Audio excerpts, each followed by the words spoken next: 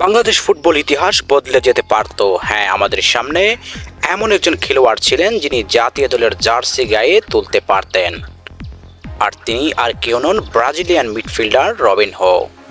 সম্প্রতি গুঞ্জন শোনা যাচ্ছে বাংলাদেশ জাতীয় দলের যে স্ট্রাইকারের অভাব পূরণ করতে বাংলাদেশ দলে যোগ দিতে পারেন রবসন রবিনহো। তবে কি বলছে ফিফার নিয়ম?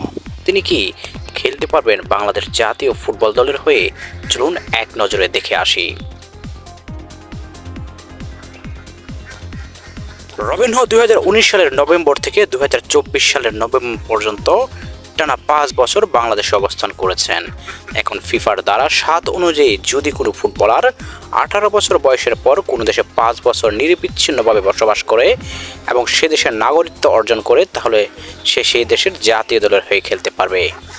আর যদি সে পূর্বে অন্য কোনো দেশের হয়ে খেলে থাকে, ফিফার আর্টিকেল 8 ওয়ান টাইম সুইচ অনুযায়ী সে একবার তার জাতীয়তা পরিবর্তন করে নতুন দেশের প্রতিনিধিত্ব করতে পারবে।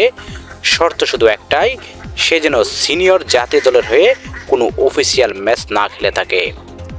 রবিনহোর ক্ষেত্রে সব শর্তই প্রায় পূরণ। তিনি 5 বছর ধরে বাংলাদেশে আছেন। তিনি এখন চাইলে বাংলাদেশের নাগরিকত্ব নিতে পারেন। তিনি ব্রাজিলের হয়ে কোনো অফিসিয়াল ম্যাচ খেলেননি।